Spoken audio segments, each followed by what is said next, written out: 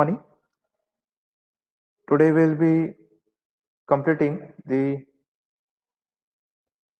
components of crossing. We have seen earlier that in points and crossings or points and crossings it's nothing but arrangement which is made so that your train can shift from one track to another. It might be from a straight track to a divergent track or from one divergent track to another divergent track. So in that we had seen that there is something called a turnout.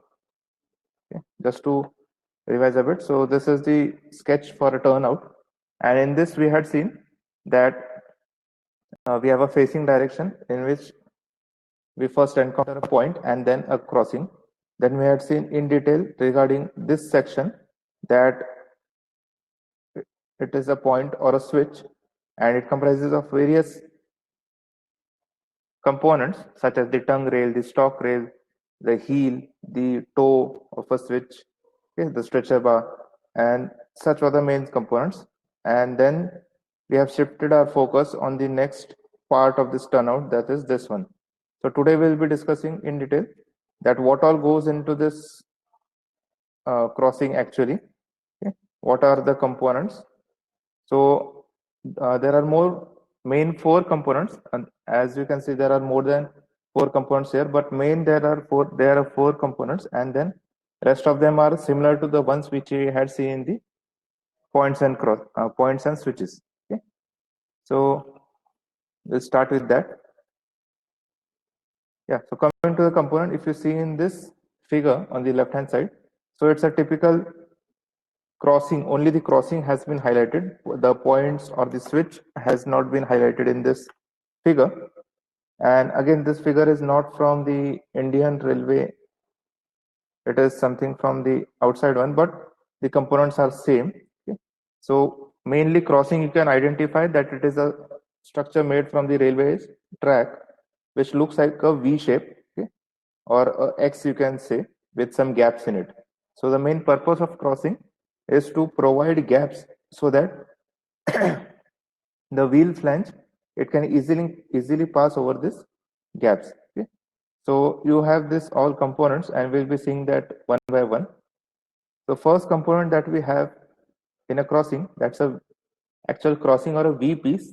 Now it is nothing but this V shaped thing that you are seeing here, which is made up of the rail steel. Okay. So it is nothing but an arrangement which is introduced at the junction where two rails cross, and mainly it is to permit the wheel flange of a railway vehicle to pass from one track to another. As in, this gaps that you see here, okay, this gap is nothing but the one in which your railway wheel flange, okay, flange of the wheel, it will fit into these gaps, and then it will either go to the left side or follow the left track or the right track. So this crossing or the V piece, it does that main thing, and it is this V part is also called as nose of the crossing. Nose is mainly the apex part or this pointed part. We'll be seeing that in detail again after a few slides, that what is this nose. But this is the main component of your crossing, that is a V piece. Then the next component in your crossings, it's a point and splice rails. Okay. Now, as you saw that your crossing or the V piece, it is made up of, or it looks like a V shape. Okay. So obviously, it's not made up of a single rail, because it's not possible to make or bend a single rail in such pointed formation. So it is obviously made from joining of two rails. Okay. But the way in which these rails will be joined, that will decide whether it is a point rail or a splice rail. Okay. So these are the rails. In any case, point rail and splice rail, these are the rails which are used to form this V shape. Okay. As I told you, this V shape, either you can form it by point rails, 2 point rails, or you can form it by 1 point rail and one splice rail. And now we will be seeing further also that this V shape or this crossing, it is the one at which location the loads or the wear and tear of your railway track, it is more. So that's why, as we had seen in some cases or in some components of the switches, in similar way, this crossing or this V piece, it is made up of a special steel, special as in it is able to withstand a high amount of wear and tear. So it's mainly carbon steel or manganese steel. And if you see on the right side, so the top right figure, the sketch line drawing that you see, now this is the V that I'm talking about.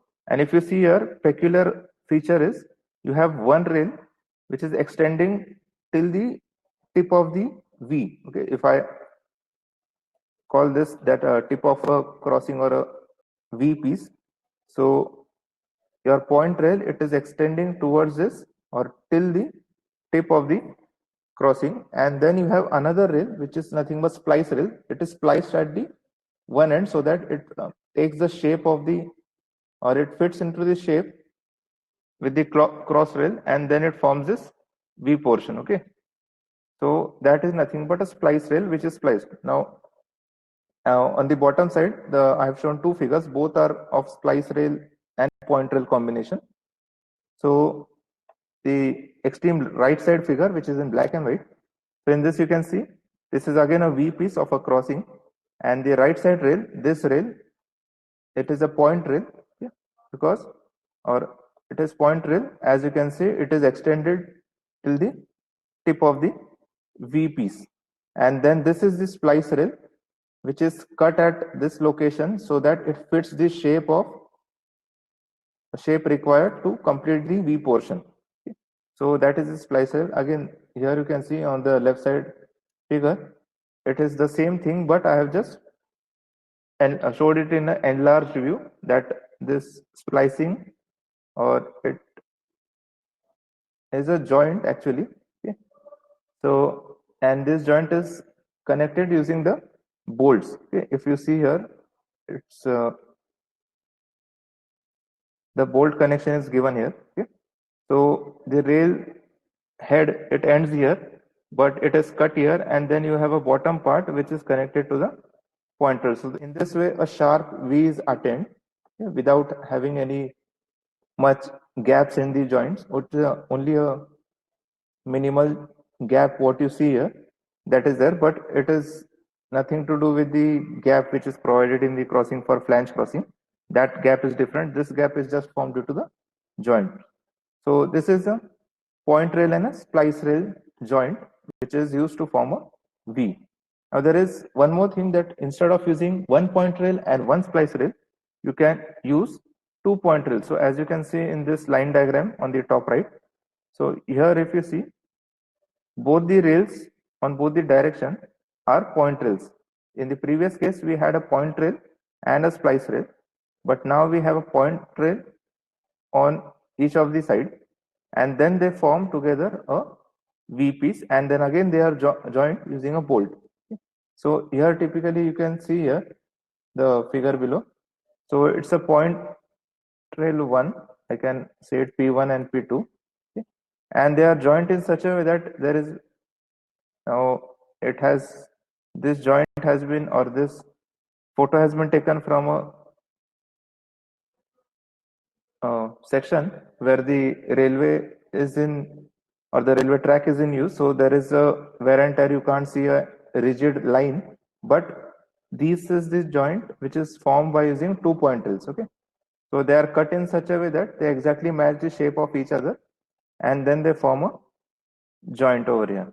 Okay, so that's the point rails. Mainly what we see in most of the part of India, we see this point rail and splice rail, and this point rail and point rail connection, point rail to point rail connection to form a V, it is rarely seen. But apart from these two also, nowadays there is a new trend that whatever is this V block that you have to prepare, so this V block, it is prepared in a workshop, okay, in controlled environment, and it is casted homogeneously. So while casting in the foundry itself, it is casted in such a way that there is no joint in between at the tip of the, or near the tip of the V crossing, but it is a homogeneous section which is casted together, and again it is casted of this manganese steel or carbon steel, and then that component is transported it from the workshop, and then it is fitted on the site along with the other lead rails and check rails and all that things. Okay, so this is the latest thing that goes on, that you have a homogeneous V component or a V-shaped section which is casted inside. Okay, so this is also used in Indian Railways in a lot of places nowadays. Okay, but then too, it's a primary thing that we learn is a point rail and a splice rail, so that has to be studied as well. So this is the second component, point rail and splice rail. Then coming to the nose of the crossing, there is something called nose of a crossing. Now, as I told you, this crossing or V piece, it is nothing but a V-shaped thing, and the tip of this V-shaped thing, it is called as the nose of the crossing. Okay. Now, in that nose also, you have two terminologies related to it. One is the theoretical nose of crossing, and another is the actual nose of crossing. So theoretical nose of crossing is nothing but, if you see the figure on the left side, we'll start with that first. Okay. So now this is the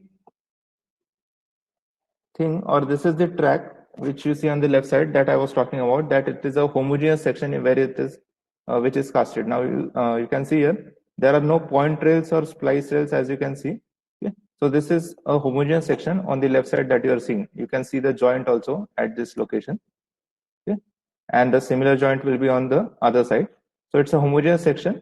Okay. And it is casted in such a way that there is a gap maintained, what we were saying, which has to be maintained between the V piece and the wing rails. Okay. So this is the gap, and this is the nose of the crossing.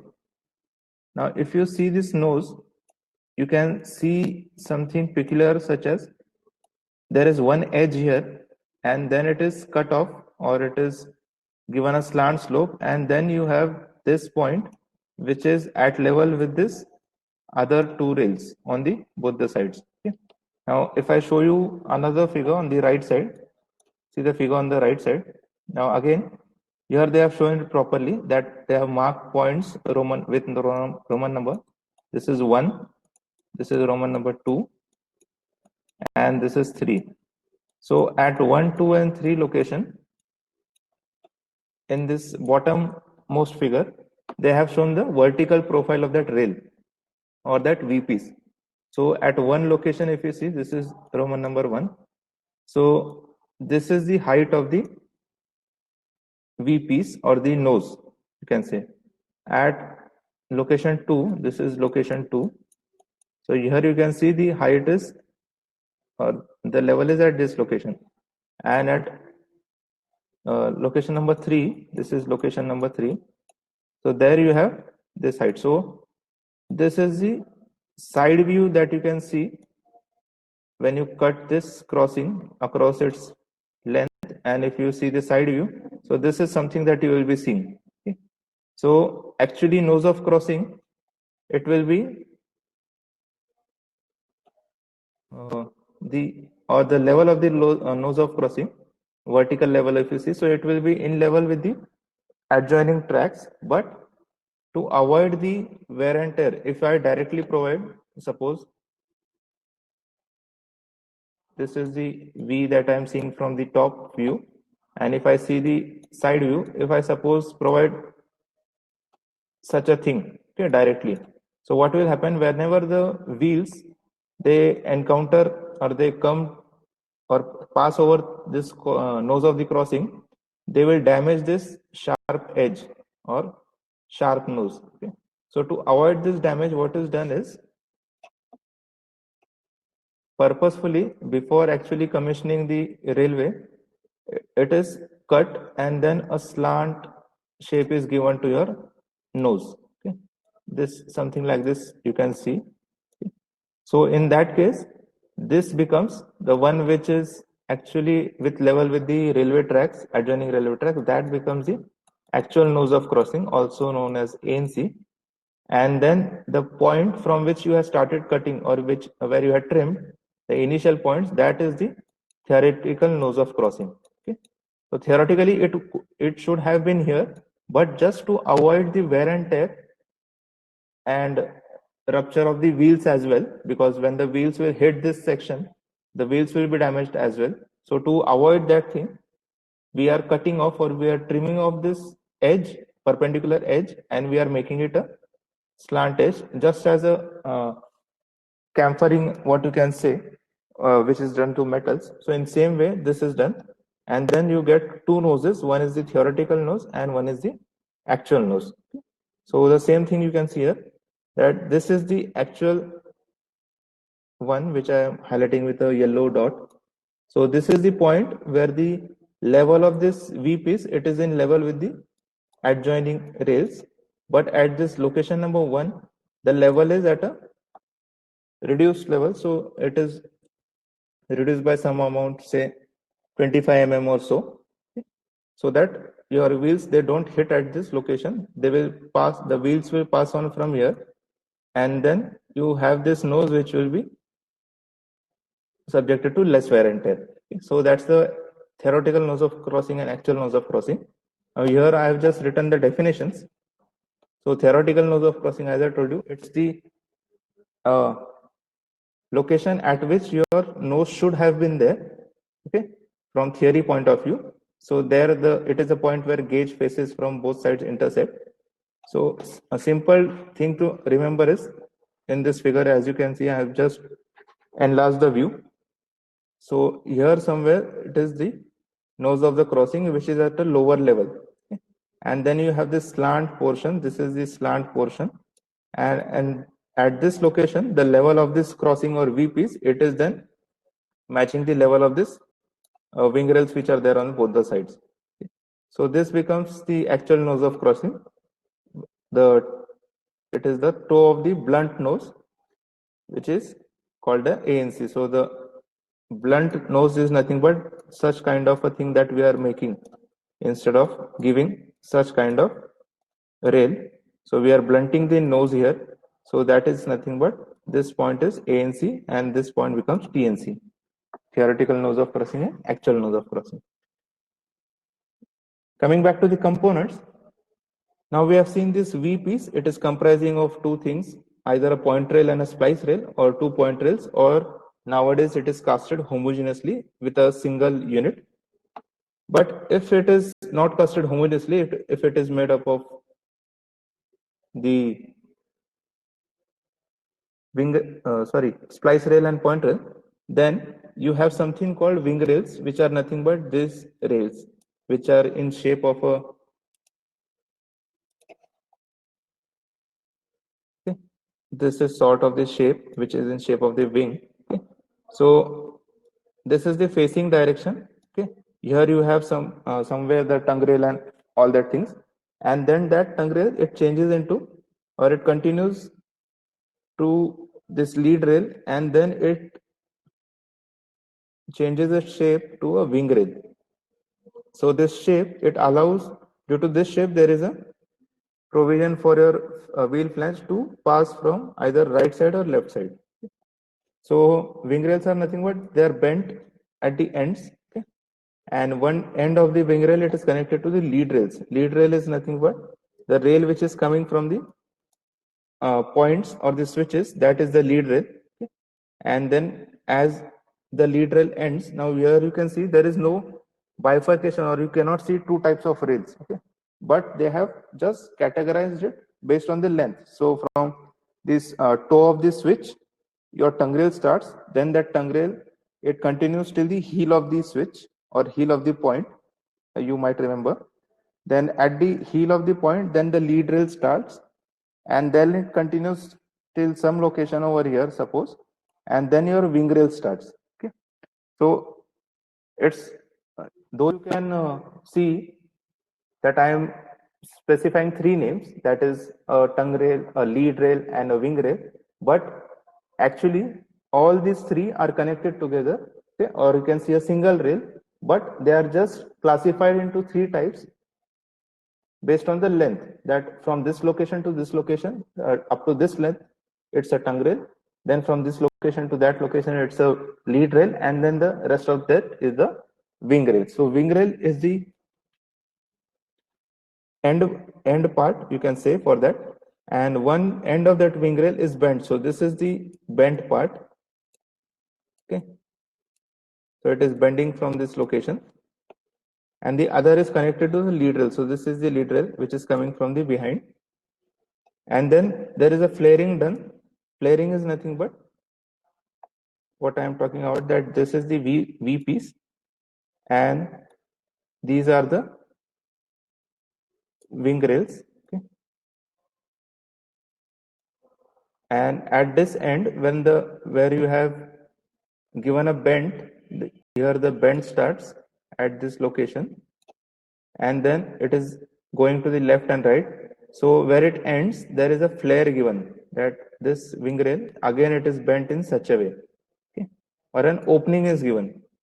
So this becomes the flare of your crossing, and this flare is nothing but it is sort of an opening gate, so that your wheel flange of the wheel, it enters into this opening. Okay, so that flare is nothing but a sort of opening for your flanges.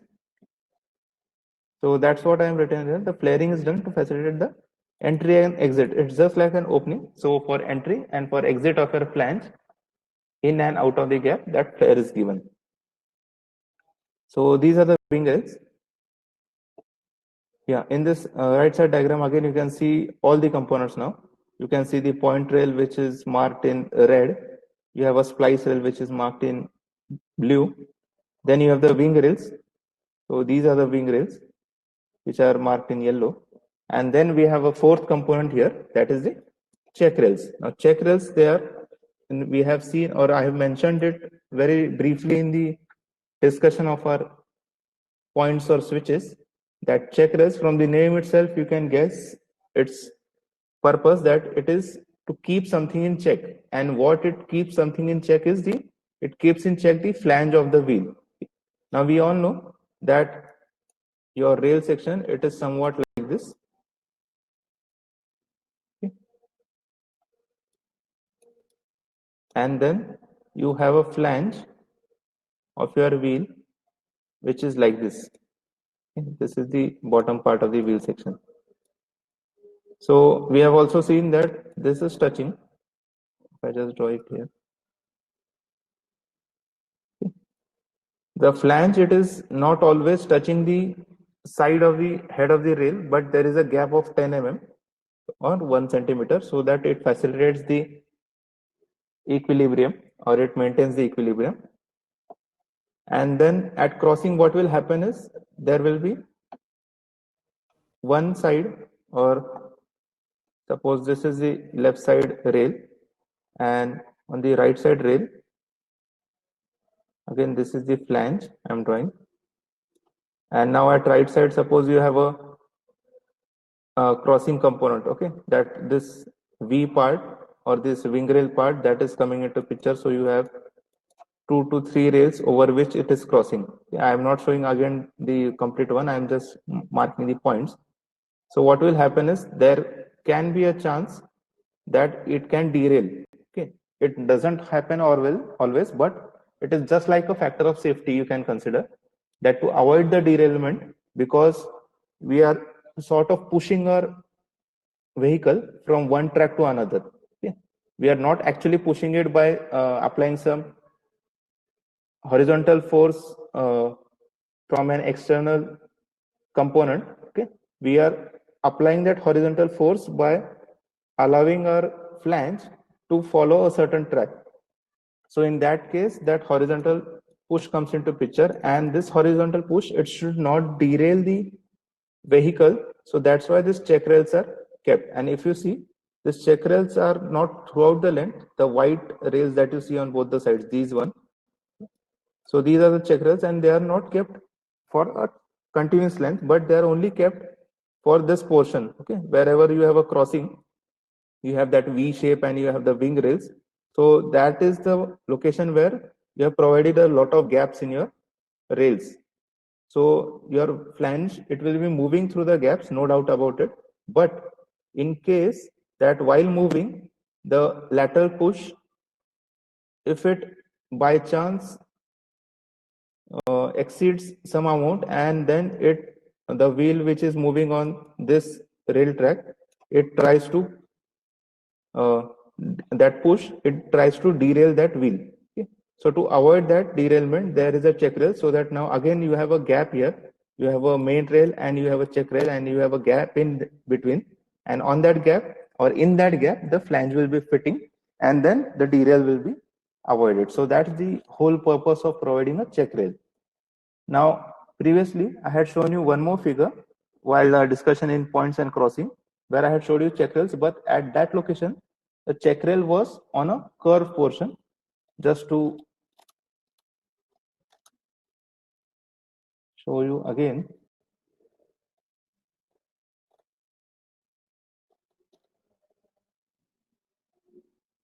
just a minute. Yeah, where when we were discussing this distance block, so now here you can see there is no point or there is no crossing in this second figure that I'm showing at the bottom one. It's just a simple single track, but it is taking a turn on the right side. So now in this case also, we all know now, we have seen the superelevation portion or the cant section, that wherever there is a turn, there is a centrifugal force which is acting away from the center of the curve and which will try to push your wheels or push your vehicle away from the track. So in that case also you have this horizontal push, and that can derail your vehicle. So in that case also we can provide this check rail, so that you can see here, and then the gap between the check rail and the main rail, it is filled with this distance blocks in this case. So in case of distance block, we had seen this check rail. So check rail, basically, it is not just provided at a crossing section.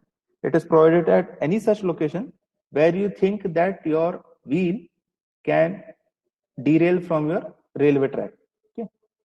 Or your flange will no longer adhere to the face of the head of the rail. So wherever you feel like this, you provide a check rail, and mainly where this can happen is the crossings and the sharp curves. Okay? So that's why we provide the check rails. So they are subsidiary rails. Now this is just the theory. So it's subsidiary rails which are parallel to the running rails, and they are flared again at the ends. Okay? Flaring is nothing but, instead of providing, suppose this is the continuous running rail, and I'm providing a check rail which is for this much length. So instead of providing exactly straight, what is done is it is flared something like this. Okay. Just a opening and exit type of thing. It is given like this. If I just zoom it, so it will look something like this.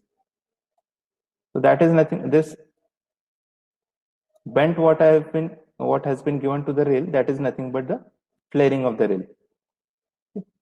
It is flared at the end to guide the wind flanges, and the purpose of providing the check rails, these are the purposes. This is the same that I have narrated, that to guide the wheel, to prevent the wear and tear, to prevent the derailment at level crossing. So these are the purposes of your check rails. Okay. Now these are the main 4 components of your crossing, and then the other components that you see in this list, so those you can just recall from the discussion that we had seen in the points and switches. Okay, so we have seen the crossing or VPs. We have seen the point and splice rails, the wing rails, the check rails. The 5th one is chairs at crossing at toe and heel. So chairs we have seen. Chairs are nothing but the in case of point and switches, it is the sliding plate which facilitates the sliding of your tongue rail. I mean, at the crossing, chairs are nothing but, again, they are this L-shaped fittings and fastening that we had seen, which what you can say, resist the lateral forces. So here you have those chairs provided, okay, at the crossings. Then you have blocks at throat, at nozzle, at heel. Now these blocks are nothing but the heel blocks and the distance blocks that we have seen. So which maintain the gap between 2 rails, the whatever gap is intended. So to maintain that gap, we provide some solid metal blocks which are nothing but the 6th component here, that is blocks at throat, at and at nose. And then there is seventh one, packing below the wing rail at toe and throat. So packing is nothing but if there is a level difference between one side of the slipper and other side, so there is a packing in between to maintain the level. So that's why I have not given any description for this 5, 6 and 7th component, because those are sort of accessories, you can say, for this crossing. The main components for a crossing, they are this V piece, the point rail and splice rail, and then the wing rail and check rails.